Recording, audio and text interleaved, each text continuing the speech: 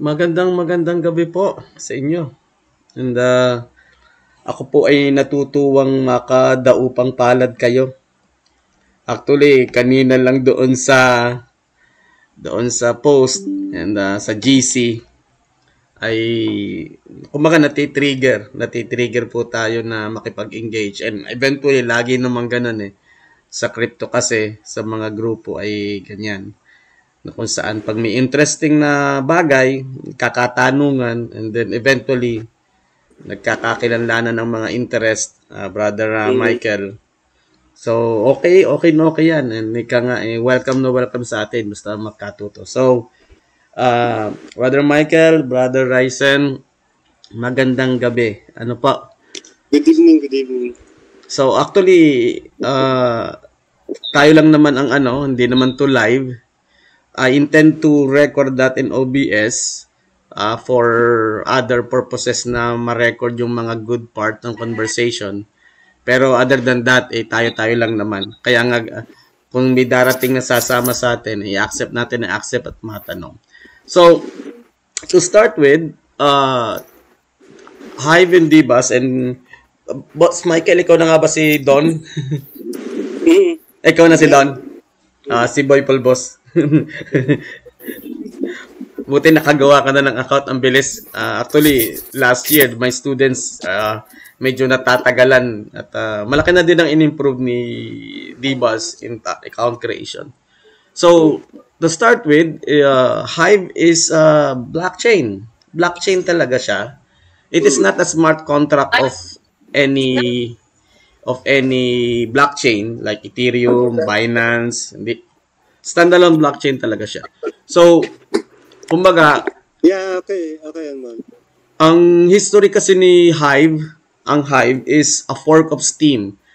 During the 2016, 2017, 2019, medyo famous si Steem because siya din yung unang-unang platform na blog to earn. So, kung merong nakarinig na kay Steem, so, Hive is a fork of Steem. Yon. So, tayo na mga nasa blockchain ay familiar na doon sa mga fork o hard fork. And then, come to 2020, because of this agreement, because sino ba nakakakilala kay Justin Sun? Si Justin Sun, kilala nyo, Boss Michael? Oo. Excellency.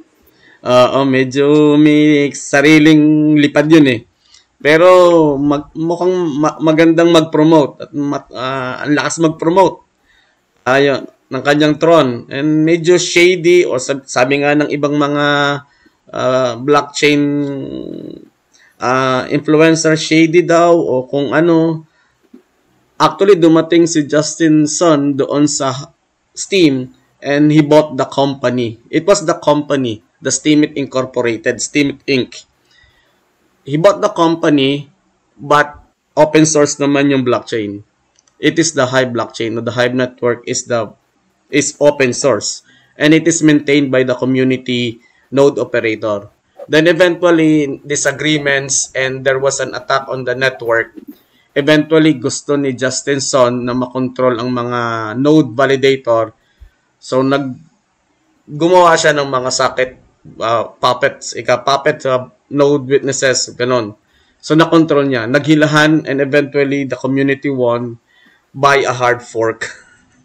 The community won by a hard fork kasi kahit medyo bumibigay na at ginamit na ni Justin Sun yung mga stake tokens sa iba't ibang crypto exchanges, eventually, nalantad din naman sa maraming mga exchanges and other big holders na it is an attack. It is not exactly na kung ano lang. And then the developers, the individual developers, independent developers, and node validators ay nag-hard fork. Eventually, 2020, around March, I guess, kung tama pagkakaalala ko, Hive is born. Independent. Walang kumpanya. Walang CEO. It is just maintained by the different developers. And Dibas is also pre-Hive pa siya, nandoon pa siya sa Steam, ay meron na siyang Hive. DBus, meron ng DBus, and eventually, dire-diretso ang development since ang core developer team ng DBus ay nasa Davao City. So, yon. So, Davao City based yung core developer. And so, that's it. That is the history part. And actually, dire-diretso pa rin ang development ng software na DBus. Eventually, i-open source din kasi. Ang isa sa mga project ni DBus is open source ang code. So, and yung development naman ni Hive, yung mismong chain, ay patuloy pa rin. Although walang nakaschedule na hard fork this year, walang blog na nagsasabi na may hard fork. Ang pinaka upcoming lang is yung sa Rosarito sa Mexico, yung HiveFest o yung convergence of mga developers and proponents doon sa Mexico. Taon-taon ginagawa yon yung HiveFest. Parang meet-up gathering ng mga developers. So, yun yung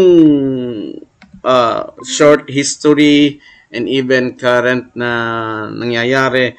And actually, in terms of development, kanya-kanyang development, pero iisang blockchain. Yan.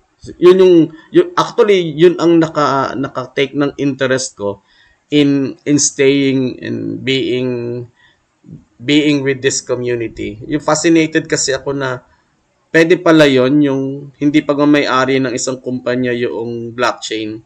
Tapos kung sino ang may skills and may facility to maintain a node, to maintain the network, pwede pala yun.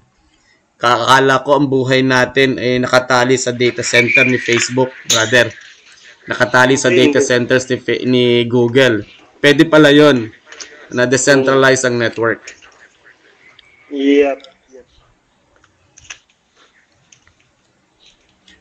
So, brother, you are not in the Philippines? Brother Michael? Wala ako sa Pinas, sir. Nasa Singapore ako. Singapore. I have a brother in Singapore. Nasa nursing. Nasa hospital. Kasama sila. Yan? Yeah, dyan lang sa... Mabilis lang silang nakakauwi. Nurse sila by profession. Nurse. Nagkasawa. 22 years na ako dito sa sa Singapore. Pero nakakauwi ka naman sa Pinas, brother.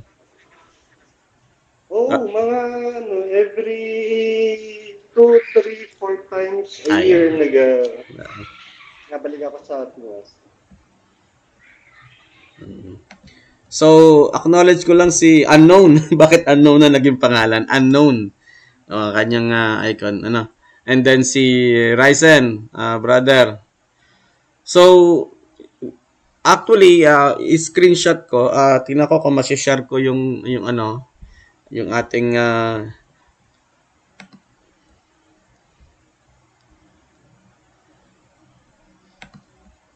tingnan natin I see.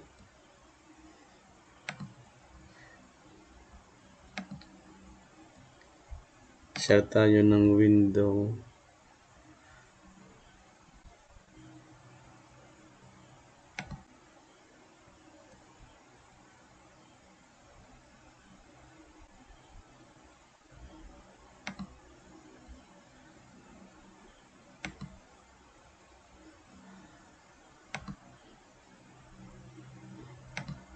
Okay, nakikita niyo yung DBus?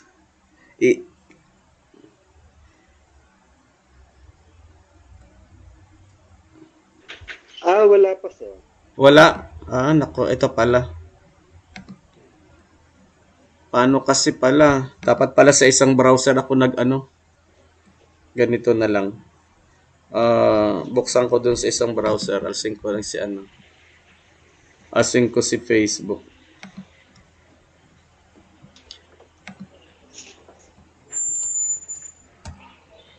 Dapat pala doon ako nag-call sa Google Chrome. Hindi ka makashare. Oo, kasi yung screen sharing is or pwede ko rin siyang gawin sa new tab. Kung mag-new tab naman ako, tingnan ko kung pwede siya.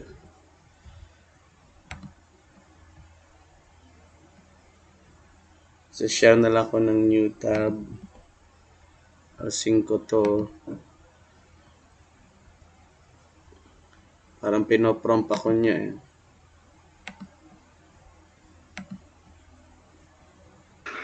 Okay lang, sir.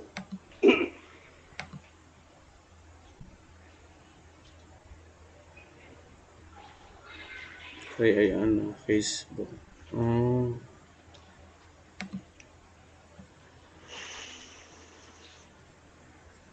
So, how about this? Nakikita niyo na? Si D-Buzz? Sige nga. Parang wala pa. Wala pa po. Wala. I see.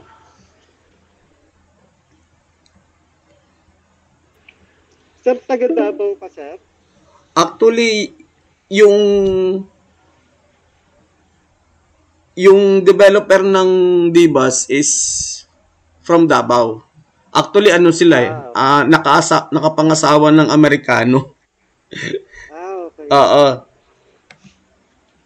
Eto, nakikita na ta. Si Chris Rice kasi and Nathan Sen, nakapangasawa sila ng Pilipina. So, they are in Hive na before until they develop and do the project of D-Buzz. So, ang D-Buzz kasi is, Twitter or X clone siya sa itsura. Ang ganda. Sa itsura. Ano? Kasi si Hive blockchain naman kasi is blockchain siya o database siya ng text. You can store text sa kanya. So talagang good na good siya. Hindi ako IT, pero according sa mga vlogs na nabasa ko, good na good talaga siya pag-store ng text. So for blogging talaga siya. For blogging. So, isa sa mga dApps na na-develop early parang 2020 is D-Buzz microblogging. So when you make a post, image and text, diretso talaga yan sa layer 1 sa blockchain itself.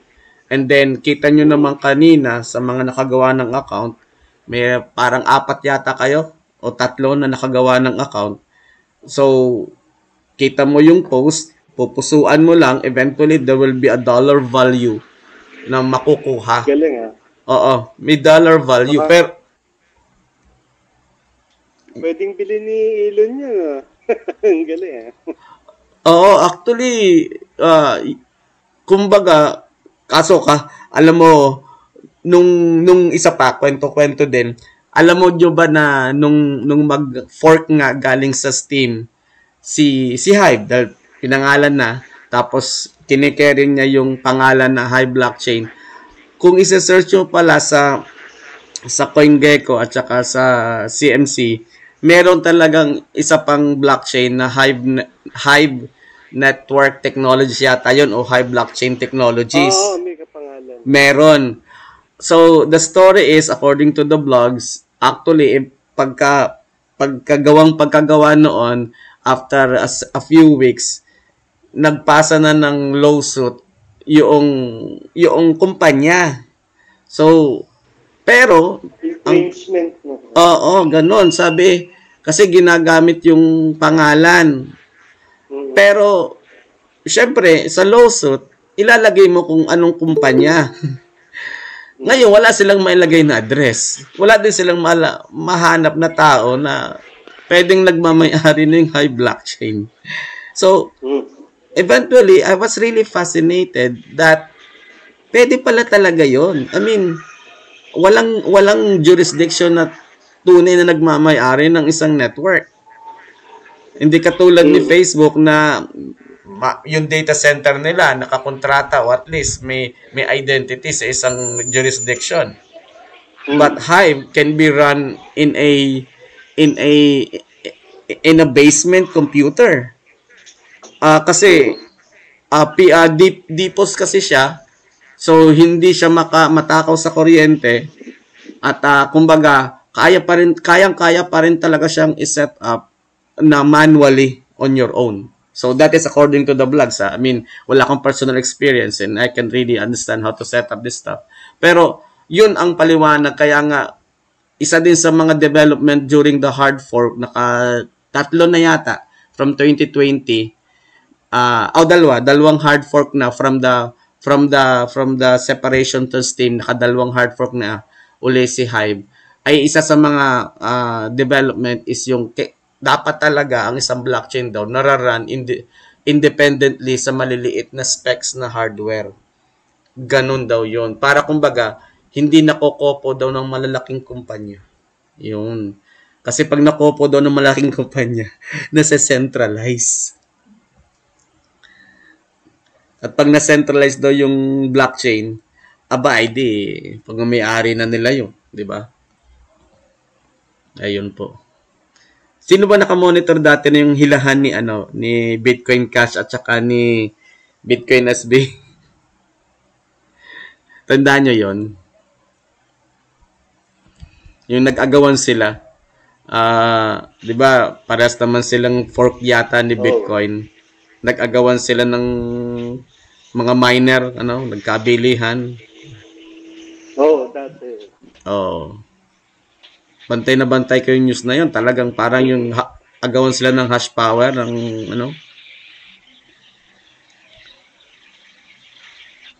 So, yun.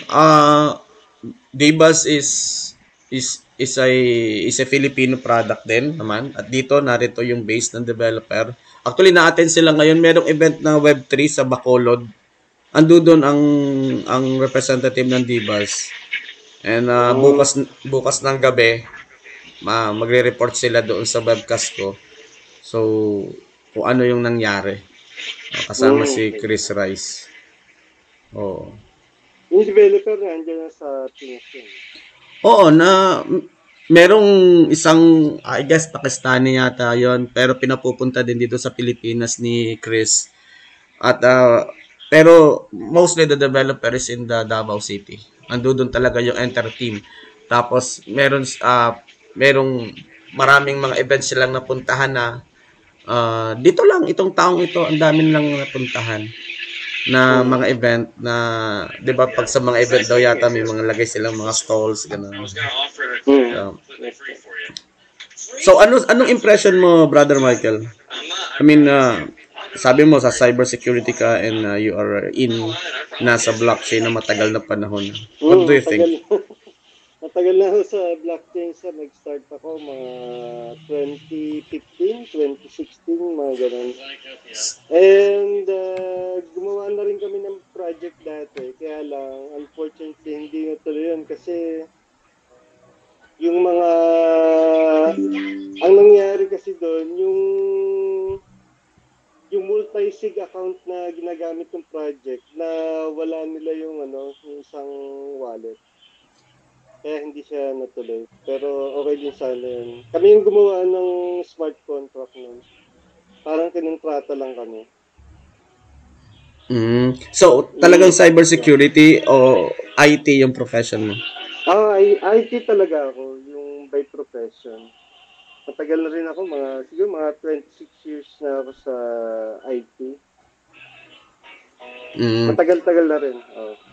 So, nagtuturo ako sa senior high and ang isa sa mga klase ko is ICT. So, kumbaga, sineshare ko din kung ano yung nagagather ko sa labas sa mga friends ko with regards to IT profession.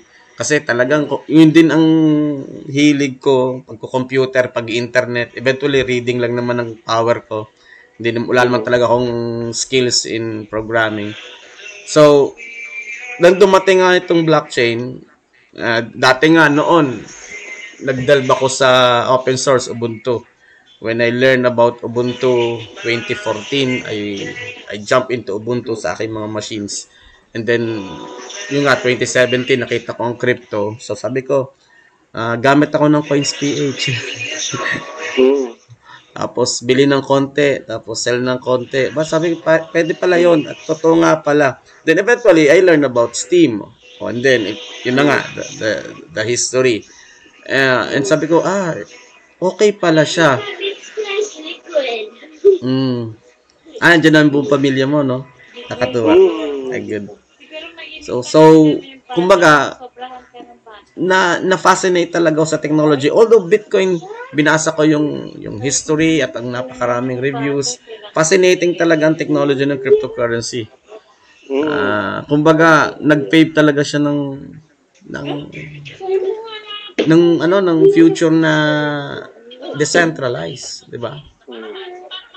Yeah. Powerful yan kasi may mga hindi siya pwedeng i-censor basta-basta ng mga government. Kaya, pero maraming yung developer ng Tornado Cash, dinimanda nila. Kasi gumawa siya ng ng mixer na hindi nakokontrol ng US government. Kaya sabi nila ginagamit sa money laundering, terrorist financing, kaya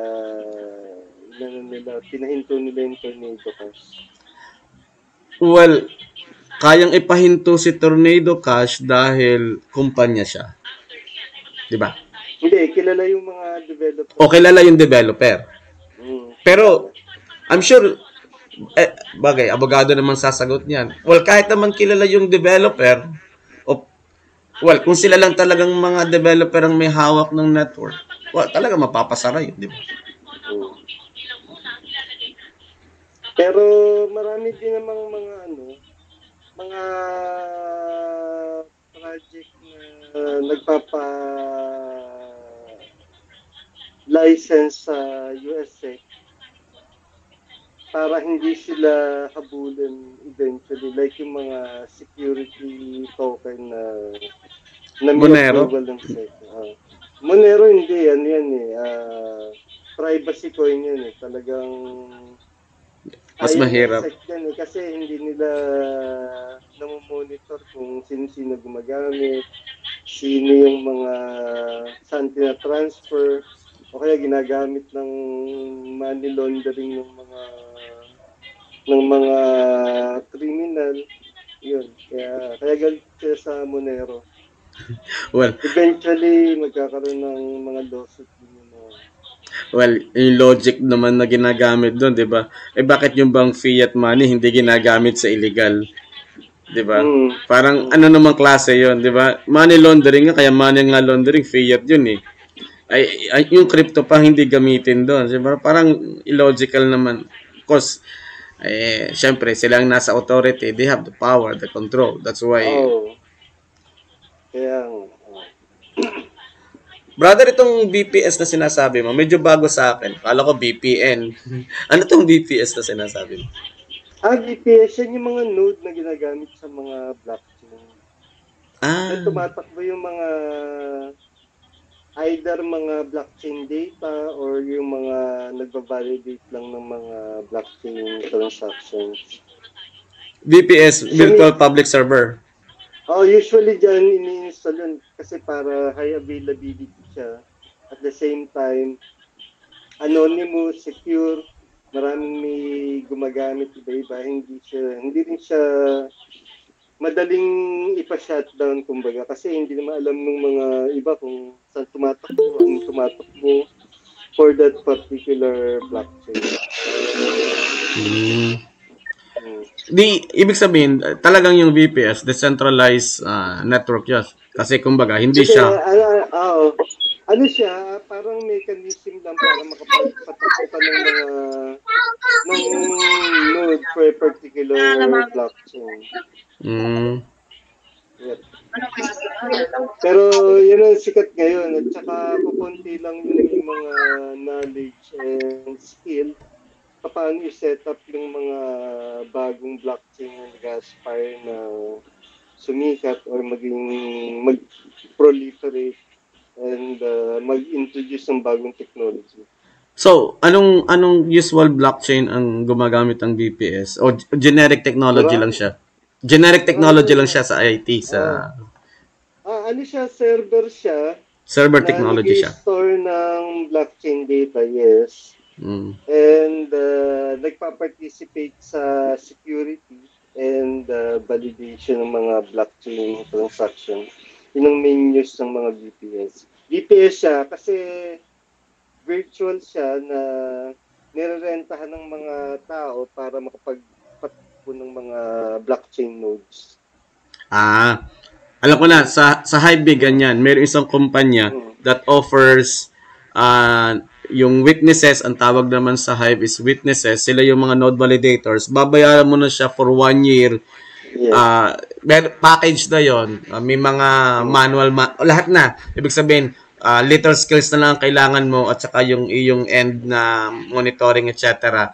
So, ano ka na, validator ka na, pero nasa data center yun ng ng isang kumpanya. So, correct. ganun. Actually, magandang negosyo yun kasi yung kumpanya na yon, Steam era pa, pre-hard fork pa kami, nandoon na siya. So, parang naging isa din siya sa mga business o sa product nila doon sa mga aspiring Hive witnesses sa network. Kasi kumbaga, kahit hindi mo na kailangan kasi mag-put up ng napakaraming machine eh. So, ang ano lang doon is yung virtual, yung access lang, yung access. Yung nakabasa ko sa blog. Ang maganda sa mga VPS, the more na marami siya, the more na nakakalat yung mga node na pwede mag-support bumuhay sa blockchain. So, yun tinatawag nila na decentralization na kahit saan pwede magpatakbo ng node like Bitcoin. Naka-distribute siya sa iba-ibang bansa, iba-ibang location. Kaya it makes it very difficult to shut down. Kaya yun ang power niya. Well, talagang dapat naman talaga hindi ma-shutdown kasi kumbaga kahit isang server na lang tumatakbo dyan eh, buhay pa rin yung network, di ba?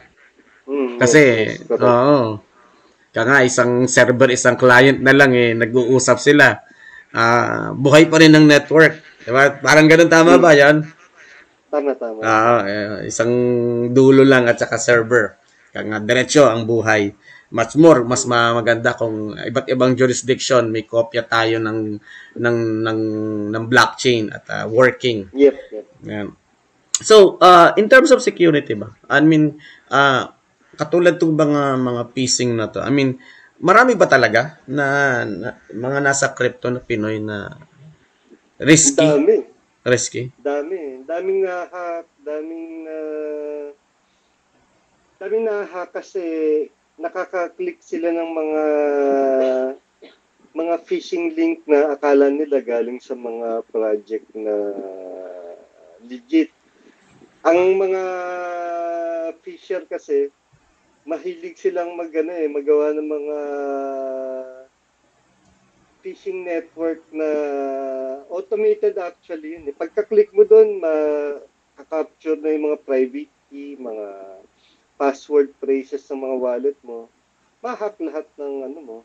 Hindi lang yung blockchain wallet mo, pati yung email mo, mga pictures mo, text, lahat. Email password, kasi kita nila eh. Kita nila pati OTP ng yung mga authenticator mo. Kaya sa Pinas, usong-uso yung nauso dati, di ba? Maraming na-hack sa video. Yung parang promo? Yung umiikot na? Galing ba doon yun? Nagpapakalat sila ng mga phishing link sa mga SMS. Tapos pagka-click doon, possible na ma-infect yung phone or yung PC, desktop, laptop. Makukuha nila yung mga login, password. Lahat yun. Kasi may usually mga keylogger ang ginagamit doon.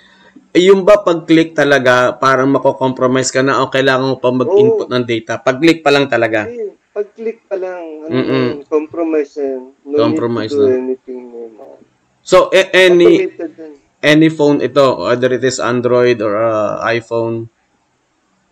Yung iPhone medyo mahirap pasukin eh. Yung mga Android, kadalasan maraming na-hack eh sa mga Android. Kasi ang ginagamit niyan, sir, yung mga tinatawag na zero-day vulnerabilities. Vulnerabilities. Ang ano nun, yung mga zero-day vulnerabilities, mga wala pang mga antivirus Wala pang patch. wala pang patch, Mm-mm. walang security patch sa mga OS, at Mm-mm. saka walang antivirus na definition para i-mitigate yung threat na yun ng mga malwares na ginawa dahil sa zero day. Zero day kasi walang fix. Mm-mm. Yun ang pinakadelikado. Doon maraming nadadali ng mga phones, PC, laptop, kaya sila nahahack. Dami yan. Pero, Pag nakita mo sa Facebook, ang daming mga umiiyak. Hindi na alam paano sila nahack. Ang kadalasang source ngayon, yung mga phishing links, sa Twitter, napakadami ngayon. mm-mm. Naglipa na eh. Kaya yung mga nag-airdrop, mas malaki yung chance na makaklik sila ng phishing link eh. Kasi kung anong tinatrabaho nila, akala nila para dun sa project nila. Pag-click nila, automatic yun na compromise na yung PC or phone nila. Noong 2017, pumasok talaga ako sa airdrop pero hindi yung ganitong style na airdrop na parang kung ano-ano na lang at puro basta konting project lang airdrop na daw eh. Kasi ako noon meron akong earn.com. Doon sa earn.com, yung application, nagki-cater siya ng airdrop. So talaga doon, kung anong sabihin ni earn.com, ginagawa ko. Doon lang. Pero actually, kumita ako ng konti dong mga barya. Na-transfer ko pa. Oo, naibili ko pa din ng Hive ng ano. So, sabi ko, okay yung airdrop. Kaso, naging masyado na siyang palasak. Even to the point na very, parang kung ano-anong link na lang na pwedeng, ano ba to? Magdududa ka sa mga project. Tapos, tapos napaka-famous.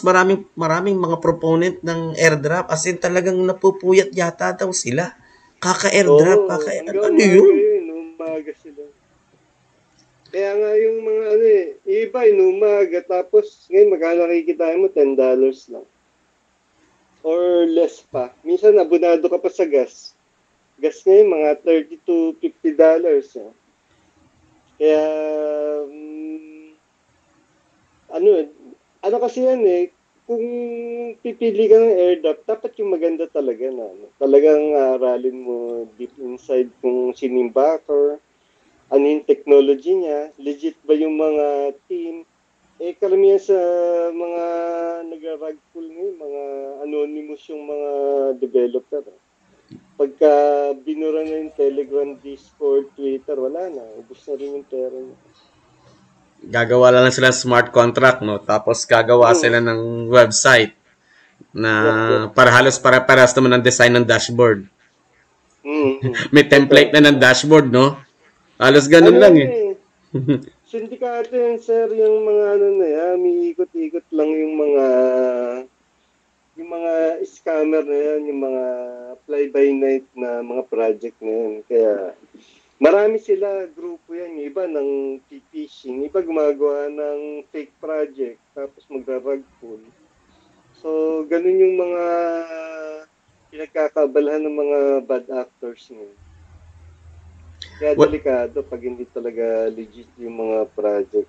At saka hindi mo kilala yung mga backer, mga developer, support. Yun. Kaya, yung iba, hindi naman nila pag sinabi din sa isang GC na, airdrop tayo, airdrop. Lundagan sila eh. Oo.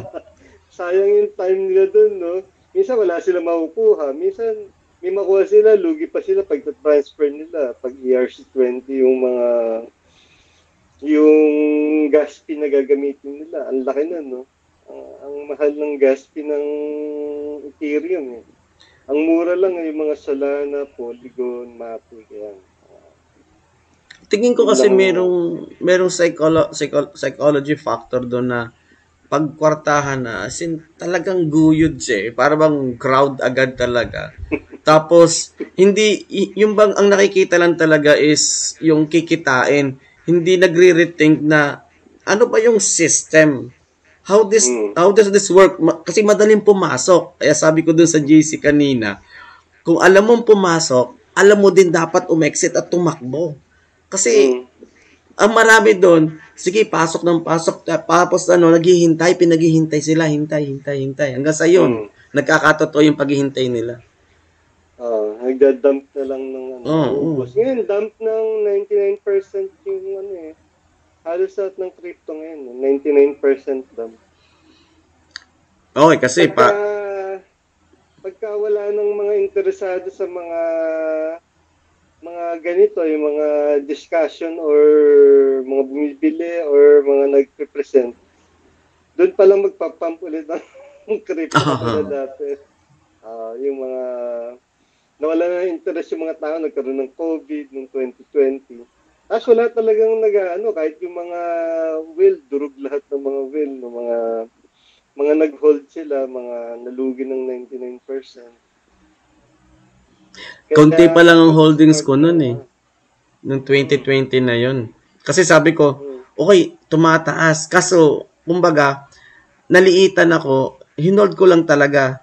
Actually, nung i-cash out ko yung mga tokens ko na Bitcoin na yan, maliit na siya. Parang ginawa ko ng pang-tuition ng anak ko, nasa 10K na lang inabot. Pero umabot na ako ng mga 17 by that time Pero nung makash out ko na, nag-decide na ako, dahil nilipit-lipat ko na hanggang sa dinala ko na sa PDAX, bago ko pa na cash out palabas. Lipat-lipat yung mga wallet Pag ganun ako kung saan ko pinadadala. Hanggang sa nadala ko nga sa PDAX, yung last, pinatutubuan ko pa dun Oo. PDAX ba? Abra. Not PDAX. Abra. Sa Abra. So, doon na lang, pinatutubuan ko na lang. Medyo lumaki pa ng konti, kaso hindi na yung katulad na yung in-expect na packet. Kasi, pag huli ka talagang dumating, wala kang abutin. Mga tira-tira na lang. Mga tira. Nung pumasok ako sa Steam o sa Hive, pababa na din kasi nag-peak na siya ng 2017. Ay, ako yung November pumasok. Ay, ang taas pa nun Ay, pagpasok ng 2018, pababa na pala siya. Pababa. Pababa na siya. Ay, nagpump yun December 15, 2017. Yan, okay yun. November ako. Nagsimula sa pag-vlog to earn. Tsaka yung pag-iipon ng konting barya sa Coins.ph, ganyan. Ay, nasa peak na pala yun. So, bumibili ako nun. Peak na, pabagsak na Tapos sabi ko nga, pag nakaipon ako sa vlog to earn na to, bili ako ng device. Hanggang sa na-realize ko, hindi ko kailangan. Kasi mukhang pababa na. Tapos, until na nare-realize ko yung technology, sabi ko, okay ito I mean, hindi ko naman kailangan talagang i-cash out. Pero maraming natutulungan. At least, biro mo, when you post something, actually may mga post sa Hive na nahingi ng tulong pampa-hospital. Lang iba naman, minsan yung mga project para sa tulungan ng mga estudyante, parang brigada eskwela. May mga ilan na talagang nomad sila, yung parang online lang talagang trabaho. So, minsan kinakapos sila ng budget. And lately nga, for the past several months na, there is a project sa Ghana na yung naghuhukay para sa patubig doon sa mga taga-Ghana, yung mga tribes doon. So, actually, sinusuportahan sila ng Hive DAO and upvote also of the community. So, umaabot sa $200 worth of payout yung nakukuha. And to explain lang naman kung ano yung, halimbawa, meron kang payout na 100, hindi naman yun USD, brother. Actually, Hive tokens pa rin yun. You need to convert that in a process halimbawa papunta kay Binance. Pero, at least meron kang payout na 100, pero may kahati ka dun sa 100 authors at saka yung curators o yung nag-upvote sa'yo. So, sa 100, pwede mong sabihin na, sige, 50 lang yung sa akin dyan, tapos yung natitirang nag-upvote ng content, maghahati-hati pa sila sa natitirang $50 o $50 amount. So, kumbaga, walang lugi siya to the point na mag-upvote ka lang, may bahagi ka na. Yun. Pero kahit dun sa pag-upvote, hindi din ganun kasimple because you need to stake more Hive tokens dun sa account mo. Kasi parang, di ba alam natin yung staking is, ang iniisip agad natin is passive income, which is true. Mm. True lagi yon. Kaso dito kasi governance tokens din yung staking. When you stake the Hive tokens, it is a governance tokens. You have more influence kung saan pupunta yung inflation. Kasi Mm. a Hive kasi is parang inflation, para siyang airdrop inflation na kung Mm. sino makakatanggap ng airdrop inflation na ito, ayan din nakabase kung sino ang gusto ng community. For example, kung gusto ko mapunta sa iyo, iabot kita ng mas malaking value para malaki ang Mm. mapupunta sa iyo. But it really depends kung gaano kalaki yung wallet ko. So at the Mm. meantime, ang above value ko nasa 0.05 USD. 4K na tokens, mahigit. 4,200 na tokens nakalock. Pero ganun lang Mm. yung value. Kasi ang baba ng Hive tokens eh. Mababa siya. Okay. So, pero meron pang isa pang tokens na HBD, the Hive Back Dollars. Ang laki naman ng interest doon, 20% APR. Mm. May ganong APR. Mm. Oo, mga galit na yung SEC dyan eh. Kasi sabihin nila, bakit 20% kayo? Yung mga bangko nga, 1% lang. No.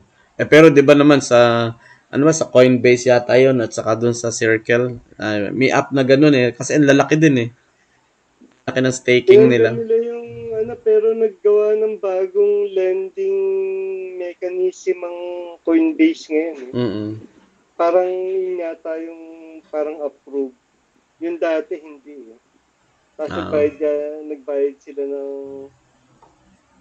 hindi ko lang kung nag-penalize sila tapos yung tone nila tapos gumawa sila ng bago. Ganun ginawa na. Kasi nga, pag nasa US ka, US persons, US entity, US persons outside of the US, govern ka pa rin ng mga US laws. Hindi mo pwedeng i-circumvent yung securities laws ng US. Makakasuhan ka talaga nila pagka nag-flaunt ka ng mga rules nila. Kaya ang ginawa ni Coinbase, sinat down nila yung lending nila dati. Then nakipag-usap sila sa SEC para makapag-continue sila. Kasi malaking business sa Coinbase yung lending. Crypto lending. Pero sa yan, medyo nagsisignal na siya. Oo. Pero sa Singapore ba, medyo liberal naman in terms of crypto? I mean, walang dito, walang tax ang crypto dito. oh. At saka hindi siya ganun kahigpit na. Pero ngayon naghihigpit na siya eh. Nag-email yung mga Basti provider like Coinbase. Isa pa yung nag-email yung isang araw. Basta lahat sila nag-email na itatrack nila kung sino yung padadalan mo ng crypto mo. Kailangan registered. Pag hindi na kilala kung sino yung padadalan mo, i-hold nila yung transaction, imagine. Ang isang ng Singapore-based na yung Upbit eh. Kasi nakita ko yun, merong Hive exchange sa Upbit. Ay tiningnan ko yung app, parang Upbit lang siya at ano ba to? Parang Indonesia yata. So sabi ko ay Singapore. Singapore lang. Tapos tinitingnan ko yung KYC niya, nahingi ng passport. Sabi ko hindi ko natutuloy ito. Kasi meron siyang Hive doon sa Upbit. So pwedeng makipag-exchange. Sabi ko okay sana. Ang laki pa man din ng exchanges ni Hive doon sa Upbit. Kasi dati nung sikat Bittrex. Kasi ngayon, mostly sa Pilipino, Binance. Binance talaga. Binance. Binudro ko na nga yung Hive ko kay Binance na pinalalaki-laki ko pa parang Bitcoin, Hive. Pag medyo tingin ko, mas malaki makukuha kong Bitcoin. Ganon, pag malaking, balik-balik lang. Tapos sabi ko, nainip ako, mukhang magbeber na to. Ayoko ng in-exit ko na yung, exit na ako to Hive. So sabi ko, mas okay na yung mas maraming Hive kaysa Bitcoin pag biglang baba. Ay hindi naman, bababa din naman ng Hive eh. So, tinap up ko na lang sa wallet ko, magagamit ko pa sa curation. Pwede rin nga. Si Mr. Jackson Manalo, baka gusto mong magtanong. Jackson. Si Ryzen nakagawa na kanina ng account. Ryzen na, ano nga to? May nakagawa na siya ng account. Dun sa account ninyo, laruin nyo lang. I mean, mas maganda dyan kung, halimbawa, yung parang personal. Kasi minsan kasi pag mga memes ilalagay mo, hindi rin ganun papansinin. Although merong tinitingnan ng community na ayaw niya ng plagiarism. Ayaw din niya ng mga post na nakaka-harm. Hindi naman sa mababan ka, pero pwedeng hindi ka committed sa post mo. O kaya naman, yung ini-ignore ka lang, pero hindi mawawala yung account mo. Kasi, yung account mo kasi is immutable na. Kasi nasa iyo naman yung keys eh. Kung ayaw mong, halimbawa, hindi ka kumikita sa vlogging, ay pumunta na lang sa game, yung account mo gamitin mo sa games. Yung account mo gamitin mo sa ibang dapps. So, kumbaga, it doesn't necessarily sa Hive na you'll be a blogger o a text blogger, pwede ka ding mag-vlog ng video. O kaya naman, yun nga, NFT games, Splinterlands. So, actually, mas malaki ang community ng Splinterlands at ang laki ng contribution ng mga Splinterlands player doon sa paglaki ng user base ni Hive. Kasi, mas popular pala ang laro kaysa magsulat. Mas maraming gamer na mga naglalaro iba-ibang game, daming games ngayon. Daming mga Web3 gaming yung kami sa Gala kami. Gala, oo. Gala. Yung ba yung tokens mo marami? Ano bang main hold mo ngayon?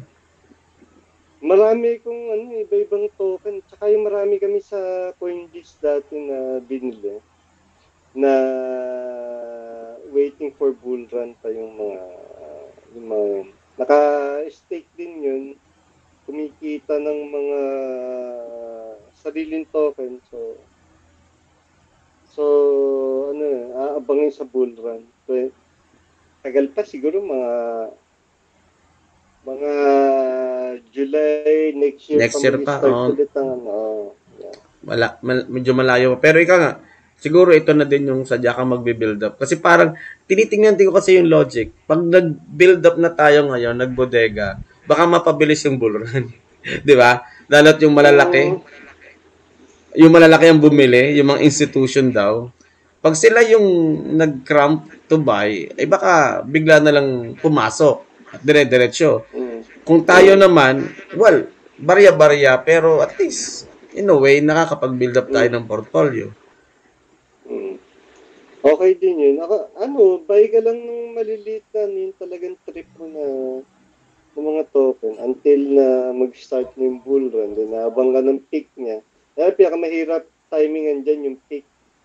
Then marami nasisira eh. Kala nila magpipick pa, abang. Tapos pag nag-dump na, hindi nila mahahabon. Hindi na may benta. Sa magandang presyo na buying on the top. Gusto nila. Hindi sila makasell sa top. Kasi hindi mo na malalaman top. Kala mo, pump. Hindi mo na alam, bigla dump. Bigla siya magdadump eh. Ganun ang behavior. Kaya marami nahuhuling mga hindi kikita kahit na malaki yung portfolio. So marami ka na brother na tinuturuan with regards to this. Kasi ako I've been trying to teach sa mga GC. Nag-share lang ako sa GC. Marami din nag-share sa GC. Maraming magagaling doon. Ako nag-share lang din naman ako ng kung ano alam ko. Katulad nga bukas, share ko yung BPS, paano mag-setup, ano yung mga dapat mong titingnan sa mga test na kung worth it ba na gawin yun or hindi, or skip, or whatever. And kung trip mo talaga, paano gagawin yun. Marami kasi mga nag-airdrop, wala silang skill sa pag-setup ng mga node eh. Medyo hardcore kasi yun eh, kaya kailangan i-simplify eh para maintindihan na paano yung flow ng data, ano ba itong GPS, para saan ba ito ginagamit, ano ba ang use nito, ano ba yung kailangan kong gawin para maka-acquire ako, makapag-setup, and then paano ko siya ma-maintain or paano ko siya gagamitin, yung install ng testnet, mga ganun di-discuss ko bukas. Sa Hive, nababasa ko Hive SQL. SQL yung base nyo. So, SQL is what? Database yun, sir. SQL is SQL query language. Yan yung mga databases, mga back-end yan ng mga traditional na mga IT systems. Sa blockchain, ang blockchain kasi isang malaking database din. Tama. Pero ang blockchain kasi, iba-ibang klase din, katulad ng mga proof of work na Bitcoin. Bitcoin and Ethereum, ang laki ng masyadong bloated ang blockchain. Ang data, kasi magmula pa nung gawin yung Bitcoin or Ethereum, nandun lahat yung metadata eh. Oo. Metadata yung tawag dun eh. Para ma-sync mo yung core wallet niya, it takes you years na ba nga abutin para ma-sync yung core wallet? Oo. Tsaka hindi mo siya masisync 100% eh. Habang nagsisync ka, nagra-write naman yung iba globally. Oo, forever mo isi-sync yun eh. Una kang maubusan ng disk space, no? Hindi, may mga technique dun, may mga on-chain na data na pwede mo naman i-read yung blockchain. Yung mga ganung setup. Kasi forever it will take you forever bago mo ma-sync yung kung mag-sync ka from scratch eh. Usually yung ginagamit niya, bino-bootstrap ka sa state ng blockchain na pinakamalapit dun sa latest na blockchain transaction or data. Kaya hindi mo kailangan mag-sync ng matagal. Kasi may parang bootstrap database. Doon ka mag-start. Kung kunwari nasa 100 na yung blockchain transaction, mag-start ka sa 95. Mas kumbaga malapit ka na, boot lang, makakahabol ka sa kung ano yung latest na blockchain data and transaction. May mga ganun technique. Maraming technique. Minsan gusto mag-sync ka from scratch kung hindi naman ganun ka marami nag-write sa blockchain, mahabol mo siya. Mga ilang oras din yun. Pero ngayon, marami pang nauusong klase ng blockchain. Like yung ngayon, ang mga uso ngayon, mga stateless blockchain. Kumbaga, hindi mo kailangan ng blockchain data. Ang kailangan mo lang is proof na nandun siya sa blockchain. Kumbaga, lightweight version ng lightweight version ng mga node validator. Usually, mga validator kasi sila yung nagba-validate kung legit ba or properly sequence yung or legit ba yung data ng blockchain na i-write. Nagsasign. TX na isa-sign at i-write mo. So, ganun. Maraming napakalaki ng topic ng blockchain. Hindi lang NFT, hindi lang smart contract, hindi token. Marami pa. May gaming pa nga ngayon. Tsaka mga iba-ibang technology na lumalabas. Iba-ibang flavors pa. Saka hindi pa natin alam kung ano yung future nun. May mga hybrid, interconnectivity, multi-chain. Yan na yung mga uso. Filipino blockchain developer, marami na ba sila? Sa Pilipinas, may dumadami na ba sila? Sa kilala mo? Konti lang eh. Kasi yung mga developer na traditional, ayaw nilang lumipat ng career eh. Ayaw nila i-risk yung comfort zone nila.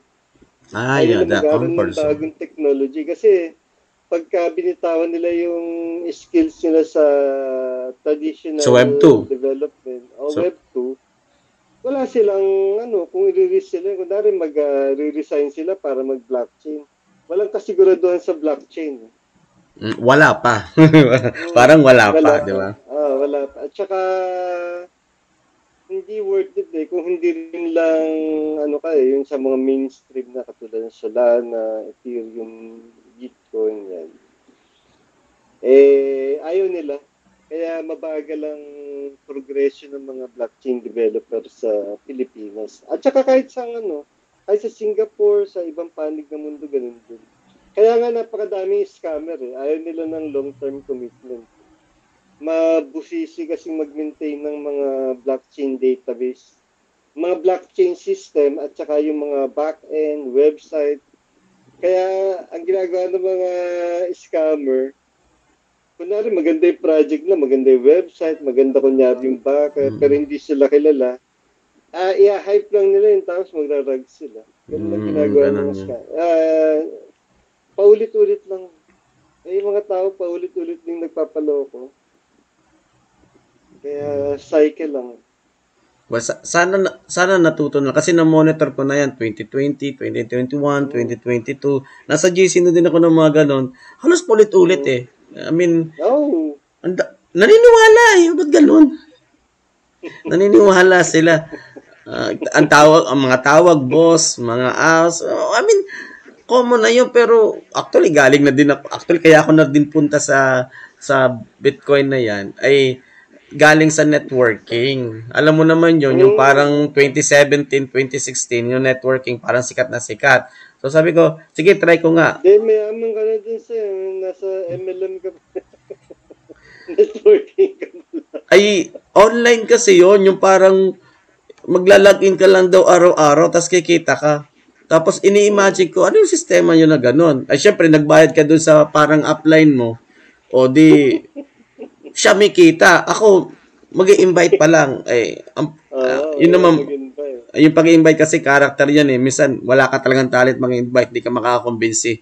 O kaya, wala Oo kang eh. oras. So, wala kang kikitain. Parang Then, Ponzi yan eh. Yung mga makaka-invite, ibabayad doon yung binayad kaya yun, nung ganun. na. Hindi na ako nag-ano dyan. I mean, Ponzi yan eh. Walang ano yun. Pag tumakbo yung company, wala rin. Yun. At saka mostly mga scam din yun. Tingin ko Oh, sa akin lang naman. Personal opinion ko lang. weak kasi yung MLM. structure. I mean, the structure ng pyramid na yon which you give money, tapos pataas ng pataas. Weak kasi yon kasi pagdating doon sa marami na kayo sa baba, wala na. Hindi na gayon ka-strength kasi wala ka na nga ma-invite daw eh. Mathematically daw, maubos na yung tao pag nag-invite ka. Okay, tama naman. Wala ka nang ma-invite eh. In the first place, dapat di tayo nag-join sa mga ganyan. Mm. Pero Oh. sabi, gusto talaga nila magbigay ng pera. Even in Hive, when kwento sa akin, at saka pa nagpo-promote din ako, agad tanong nila, magkano investment? And then, sabi ko, bakit to kailangan nyo magbigay ng pera? Eh kung vlogging lang naman yung inaalok ko, the call is about to Tama, end tama. Pag naputol to, Tama. brother medyo, baka dun sa GC na lang ako mag-call kung available pa. Yung group call na lang sa GC. Ano? Oh, baka may okay na tayo, ano? So, Okay kumaga, na yun. No? Marami pa namang araw. yon. Yon.